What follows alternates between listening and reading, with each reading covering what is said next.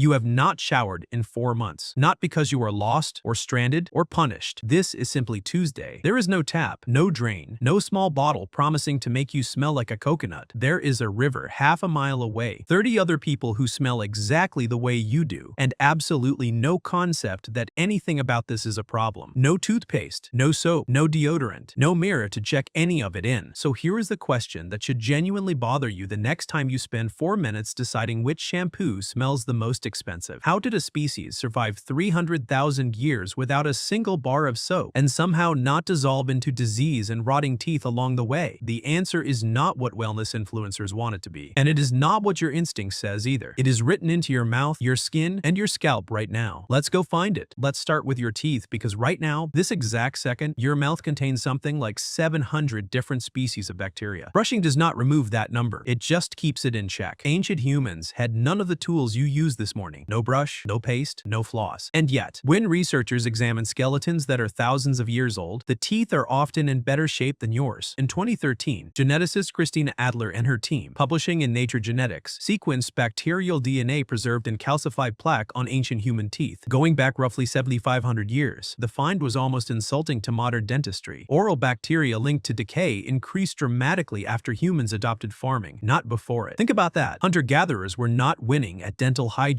They were winning at diet. The moment humans invented bread, they invented the cavity. They were not doing nothing either. Sites across Africa and the Middle East have produced small sticks frayed deliberately at one end, chewed soft enough to work like a brush. Made from trees like neem, these chewing sticks release natural antibacterial compounds. Modern lab testing has confirmed some perform nearly as well as a standard toothbrush. They never understood the chemistry. They just noticed which stick left their mouth feeling clean and kept using it, generation after generation, long enough that some of the same species of tree are still sold in pharmacies today, marketed as a natural alternative to exactly the toothbrush they quietly predate by thousands of years. But wait, here is the part almost nobody wants to admit out loud. You do not smell nearly as bad as you think you do after skipping a shower. Sweat itself is nearly odorless, mostly water and salt. The actual smell comes from bacteria living in your armpits and groin, feeding on compounds in that sweat and producing waste as a byproduct. Modern life. Tight clothing worn for days. Warm indoor air creates ideal breeding conditions for exactly those bacteria. Ancient humans, spending most of their day outdoors and moving air, in far smaller groups, cultivated a genuinely different skin ecosystem. Research comparing communities that have never used soap or deodorant has found their skin microbiome is not worse than modern skin. It is different. And some of the bacteria wiped out by daily soap use were quietly useful, regulating pH, competing against harmful pathogens. Here is the uncomfortable implication. Your skin has been fighting a war against its own natural defenses for roughly 1 generation, and you have been calling that war cleanliness. Did you know that some researchers studying isolated communities with minimal soap use have found bacterial strains on their skin that are almost entirely absent from people in industrialized cities? Those strains are not dangerous. Some appear to actively compete against the bacteria that cause infection. An entire layer of your own biology may have been quietly removed before anyone thought to ask whether it was doing something useful in the first place. Ancient humans had a workaround anyway. Archaeological residue at multiple sites shows plant matter, mint, sage, juniper, rubbed directly onto skin, mainly to repel insects. The side effect was smelling like the forest, which, in a world made entirely of forest, was not exactly a disadvantage. Hair is where this gets genuinely strange. Leave hair completely alone and the scalp eventually corrects an oil imbalance created by regular shampooing. Ancient humans never triggered that imbalance in the first place because they never started the cycle that created the problem. They still managed their hair. Archaeologists have recovered bone and wood combs at sites more than 10,000 years old, and they picked lice out of each other's hair for hours every single day. Anthropologists call this social grooming, and Robin Dunbar, the researcher famous for calculating the natural size limit of human social groups, argues something bigger sits underneath it. Grooming, he suggests, functioned as the original form of human bonding, long before language became sophisticated enough to take over that job entirely. Sitting still while someone picks through your hair requires trust. It requires time neither of you is in a hurry to reclaim. None of it was wasted time. It was the original social network, running on fingers instead of Wi-Fi. Now, here is where things get genuinely unfair to an entire era of human history. Ancient humans were not afraid of water. They lived beside it, needed it constantly, and washed in it regularly. The image of the permanently filthy caveman actually belongs to a completely different, much later story. Medieval European cities, where bathing habits genuinely declined for unrelated cultural reasons. The Hadza of northern Tanzania, among the last populations still living a hunter-gatherer regular lifestyle, bathe in rivers as an ordinary part of daily life, the same way their ancestors likely did for tens of thousands of years. What they lacked was soap specifically. The earliest recorded evidence of soap-like production comes from ancient Babylon, roughly 2800 BCE, thousands of years after humans were already routinely washing without it. Before that, and largely alongside it, people used sand as an abrasive, ash mixed with water to cut through grease, and clay to draw oil directly out of skin. None of it worked as well as a bottle from a modern shelf. It worked well enough for a body that had never been exposed to what modern soap was eventually built to fight. And then there is the part everyone quietly wonders about, and nobody brings up at dinner. Waste. Ancient humans handled it the way most animals do. They went outside the living space, but multiple archaeological sites reveal something more deliberate than instinct alone would predict. Specific latrine areas consistently separated from sleeping and eating zones. In 2014, researchers led by Ainara Sistiaga analyzed preserved biomarkers at El Salt in Spain, a site once occupied by Neanderthals, our closest extinct relatives, and found chemical evidence consistent with dedicated waste areas kept apart from where they slept and ate. Think about why that detail actually matters. Separating waste from living space is one of the single most important public health behaviors in existence. Most historical plagues did not spread because ancient nomadic humans were dirty. They spread later in cities once thousands of people were crammed together without the space that small, moving groups naturally maintained. Ancient hunter-gatherers were not cleaner because they were smarter about germs they could not see. They were cleaner because they never stopped moving long enough to poison their own water supply. Movement, it turns out, was doing a job we now assign to sewage systems and city planners. Here's the twist. None of this was primitive. For 300,000 years, without a single factory-made product, humans kept themselves clean enough to survive, to raise children, to build entire cultures, using nothing but sticks, plants, ash, moving water, and each other's hands. The uncomfortable truth is that your modern routine, the hot water, the engineered paste, the bottled scent, is solving a problem your ancestors solved through attention instead. Noticing which stick left the mouth feeling cleanest, noticing which plant kept insects away, noticing exactly where not to walk. Somewhere right now, in northern Tanzania, someone is washing in a river the same way their grandparents did, using a method that predates soap by tens of thousands of years and still works exactly as intended. They are not thinking about microbiomes or dental calculus. They are just finishing their morning the same way you finished yours, running on a system your body has never actually stopped depending on, whether you remember to bring it soap or not. If that changed how you think about your own morning routine, hit that like button right now and subscribe, because next time we're asking a much stranger question hiding in plain sight. Why did some of the earliest human shelters have no doors at all? Only a hole in the roof. The answer is stranger and more clever than it sounds. See you in the next one.